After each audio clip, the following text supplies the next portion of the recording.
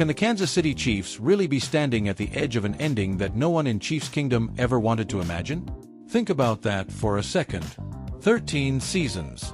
More than a decade of dominance, noise, banners, and unforgettable Sundays. And now, as the calendar turns and the lights come on for one last regular season game, all eyes drift toward one man wearing number 87. Travis Kelce steps onto the field for what could be the 217th and final game of a Hall of Fame career, and suddenly this season, with all its twists and frustrations, feels heavier than the standings alone can explain.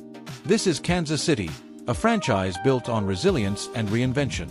From the Super Bowl triumph led by Len Dawson back in 1969, to the modern dynasty under Andy Reid that delivered Lombardi trophies in 2020, 2023, and 2024, the Chiefs have become the standard of sustained excellence in the NFL. Arrowhead Stadium, now known as Gayha Field at Arrowhead Stadium, doesn't just host football games. It shakes. It roars. It intimidates. It defines what home field advantage truly means. And for more than a decade, Travis Kelce has been one of the loudest echoes of that place, even when the games are played far from Missouri. Now, here's the context that makes this moment so raw. This season has tested the Chiefs in ways they haven't felt since before Patrick Mahomes became the face of the league. No playoffs for the first time since 2014. No division title after 9 straight crowns. No Super Bowl run after 3 consecutive appearances. Strip away Mahomes, the quarterback who redefined off-script brilliance, and replace him with third-stringer Chris Oladipo.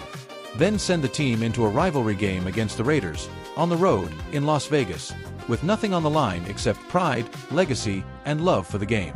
If you ever wanted to measure how much a player truly loves football, this is the test. Kelce addressed it in his own way this week, speaking on his New Heights podcast. He didn't talk about retirement. He didn't talk about endings. Instead, he talked about Vegas. Raiders Week. The honor of wearing the Chiefs helmet. The fire that still burns when 2 rivals line up across from each other. He talked about Pete Carroll having the Raiders ready, about the energy of playing in their house, and about finishing the year the right way. That alone tells you everything you need to know about who Travis Kelce is. Let's break this down on the field. Kelce has never been just a tight end. In Andy Reid's offense, the tight end isn't merely a safety valve. He's a chess piece. He lines up in line, in the slot, out wide. He reads coverages the same way quarterbacks do. Over the years, Kelce became Patrick Mahomes' most trusted option in the red zone, that critical area inside the opponent's 20-yard line where games are decided.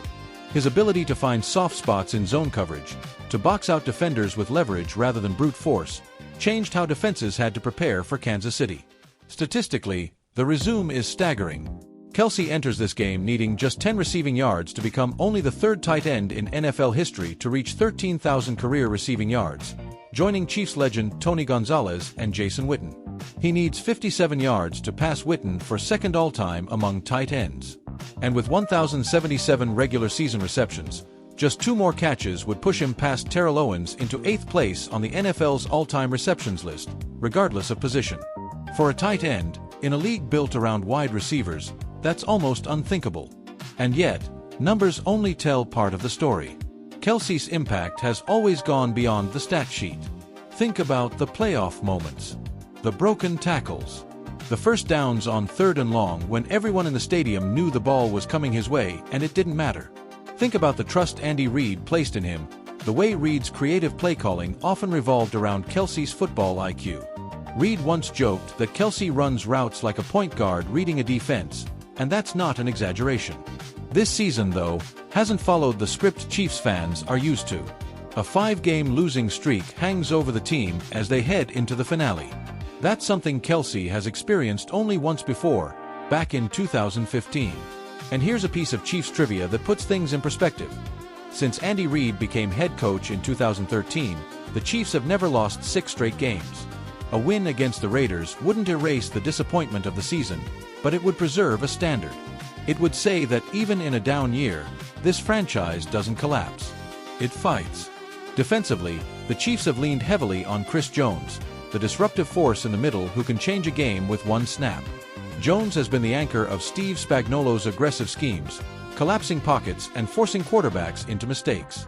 Offensively, Isaiah Pacheco's downhill running style has been a reminder of old-school toughness, even as the passing game searched for consistency without Mahomes. This team, battered and bruised, still reflects the identity Andy Reid built: smart, physical, and unafraid of big moments. Around the league, analysts have weighed in. One former tight end turned broadcaster put it this way: "If this is it for Kelce, you're watching the end of the greatest tight end run we've ever seen." Not just stats. Influence. He changed how teams build offenses. Another analyst added, "Don't be surprised if he goes out with one of those classic Kelce games. 10 catches. Tough yards. Because that's who he is." And then there's the emotional side.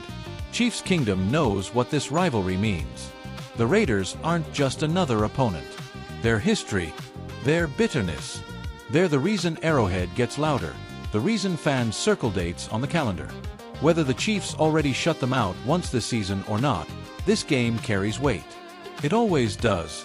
Zooming out, what does this mean for the future? If Kelce does walk away, the Chiefs enter a new chapter.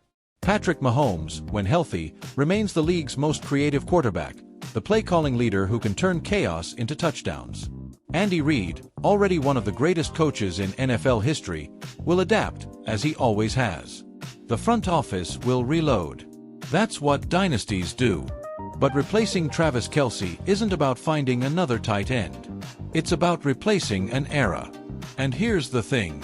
Even if this is the end, it doesn't feel like a goodbye wrapped in sadness. It feels like a salute. 13 years. 4 Super Bowl titles tied to this era. Countless memories.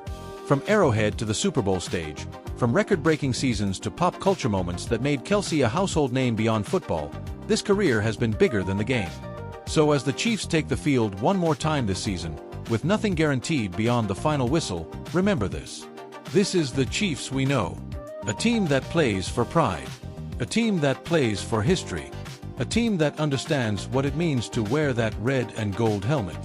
Whether this is Travis Kelce's final snap or just another chapter, it's a moment worth savoring. Hold on to your seats, Chiefs Kingdom. Rivalry football waits in Las Vegas. Legacy is on the line. And no matter how this season ends, the echoes of this era will live on every time Arrowhead roars again. Stay locked in, stay loud, and never forget what you're watching.